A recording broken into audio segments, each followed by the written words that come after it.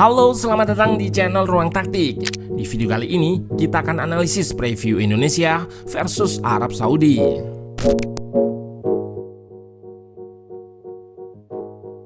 Setelah menjamu Jepang hari Jumat lalu, timnas Indonesia kedatangan tamu lainnya. Kali ini, tim dari Timur Tengah yakni Arab Saudi yang akan jadi lawan di Gelora Bung Karno.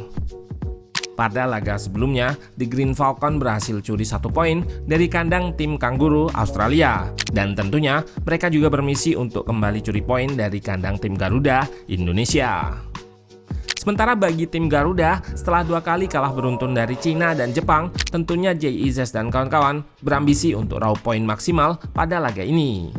Pertemuan pertama kedua tim berakhir sama kuat 1-1. Namun kala itu, Arab Saudi masih dilatih Roberto Mancini. Nah, bagaimana kira-kira duel taktikal dua tim ini akan berjalan? Let's go, kita bahas sama-sama.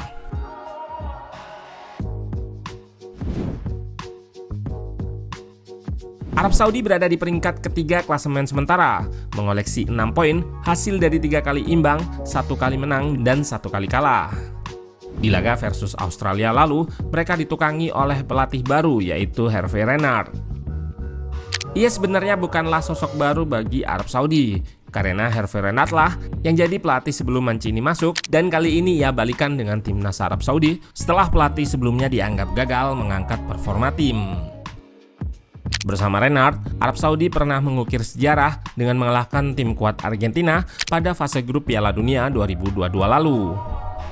Namun setelah kemenangan bersejarah itu, Arab Saudi terpuruk dengan 2 kali kalah di laga selanjutnya, lalu gagal lagi di Piala Federasi Teluk Arab, dan kekalahan beruntun di laga persahabatan.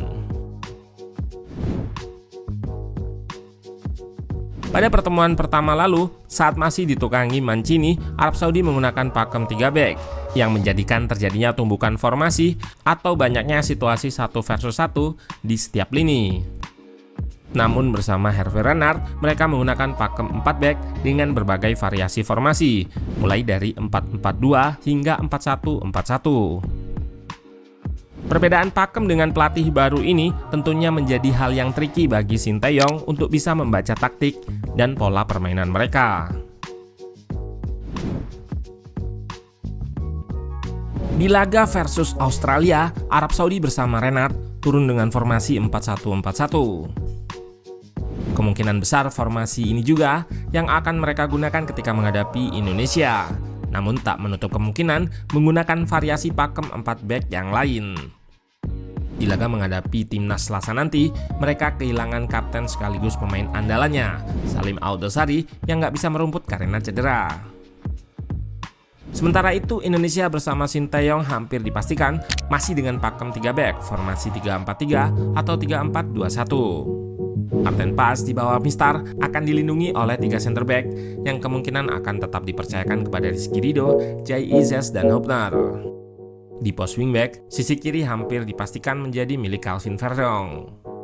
Untuk pos wingback kanan, Sandy Walsh bisa starter mengingat Kevin Dix yang cedera ketika menghadapi Jepang. Di lini tengah, Ivar Jenner sudah bisa bermain setelah selesai menjalani hukuman akumulasi kartu. Di lini depan, 3 penyerang di laga versus Jepang sepertinya akan masih dipertahankan. Namun jika dilihat track recordnya, nggak menutup kemungkinan SDI melakukan beberapa perubahan pada starting line up-nya di laga kedua ini untuk mengejutkan lawan ataupun melihat siapa yang paling fit. Saat bangun serangan, Arab Saudi di bawah asuhan Renard menerapkan kelebaran maksimal di lini pertama dengan 2 fullback-nya yang menempati koridor sayap. Di tengah, ada 1 gelandang bertahan dan 2 gelandang nomor 8 yang akan banyak beroperasi di koridor half space. Pada laga sebelumnya, 3 gelandang Arab Saudi di man marking oleh block press Australia, sehingga mereka banyak memanfaatkan kelebaran maksimal untuk melakukan sirkulasi atau umpan ke kiri dan ke kanan yang dilakukan guna menggeser block press lawan dan membuka akses progresi ke depan. Saat bangun serangan ini, center back Arab Saudi terutama Al-Bulaihi memegang peranan penting dengan kemampuan ball playing-nya. Saat gelandang di marking, center back bisa melakukan ball carrying atau dribble ke depan untuk invite press dan melepaskan line breaking pass melewati block press lawan guna menjangkau target progresi di depan. Seperti yang terlihat di sini, dengan composure atau ketenangannya, center back Al Hilal ini tampak sangat tenang saat mendapatkan tekanan dari pemain Australia dan bisa melewatinya sebelum melepaskan line breaking pass kepada striker yang jadi target progresi.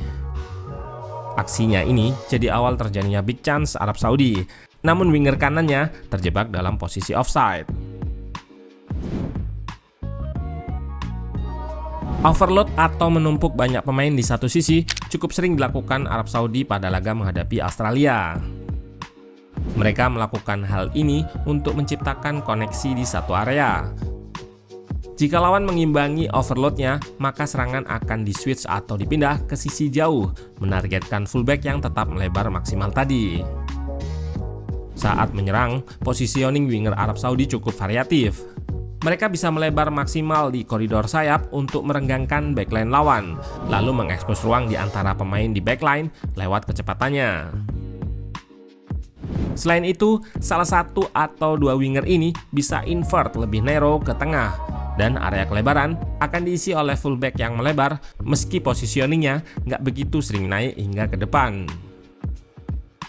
Seperti pada big chance yang offside tadi, winger kanan yang invert narrow ke tengah jadi target rupas yang dilepaskan oleh striker yang turun ke ruang antar lini. Dalam hal serangan, Arab Saudi memang nggak begitu terlihat oke. Mereka baru mencetak 3 gol dari 5 laga dan gagal cetak gol di 3 laga terakhir. Namun Indonesia harus tetap waspada karena 1 dari 3 gol mereka dicetak ke gawang Indonesia pada pertemuan pertama. Salah satu yang harus benar-benar diwaspadai adalah set piece atau bola mati. 2 gol lain yang dicetak Arab Saudi di laga versus Cina, dua-duanya tercipta memanfaatkan bola mati dari corner kick. Arab Saudi juga sempat cetak gol dari second ball corner kick ini, namun dianulir karena Al-Bulayi berada dalam posisi offside. Meski begitu, hal ini tetap jadi alarm bagi Indonesia untuk selalu waspada dalam situasi bola mati, baik secara langsung ataupun duel-duel bola liar setelahnya. Di laga sebelumnya, Arab Saudi cukup bisa merepotkan build up Australia dengan high press-nya yang intens. The Socceroos yang juga menggunakan pakem 3 back seperti Indonesia cukup kewalahan menghadapi pressingnya. The Green Falcon menggunakan block press 4-1 di depan. Striker jadi pressure terdepan, 2 gelandang marking opsi passing di tengah, dan winger yang bersiap untuk menekan center back yang melebar ketika lawan melakukan umpan sirkulasi.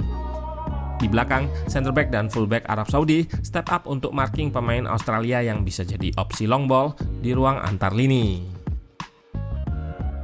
Terlihat di sini bagaimana back kiri Arab Saudi yang langsung sigap melakukan closing down kepada wingback kanan Australia yang jadi target long ball. Arab Saudi pun nggak ragu untuk meladeni Australia yang melakukan invite press di area yang lebih rendah. Mereka tetap melancarkan high press dan jebakan pressing di area kelebaran. Dengan high press-nya yang intens ini, Arab Saudi beberapa kali berhasil memutus build up Australia di area pertahanan mereka.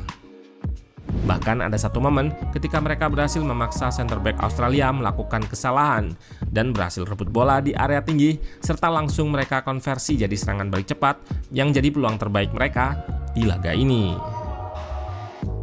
Para pemain di lini belakang Indonesia tentu harus waspada akan pressing dari Arab Saudi ini, karena cukup sering mereka melakukan kesalahan ketika mendapatkan pressing dari lawan.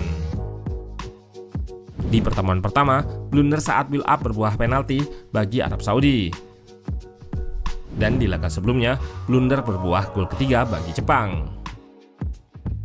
Di belakang, untuk mengimbangi wingback lawan, Arab Saudi menggunakan skema defensive winger dengan pemain sayapnya yang nggak malas untuk track back sejajar dengan backline guna cover area kelebaran.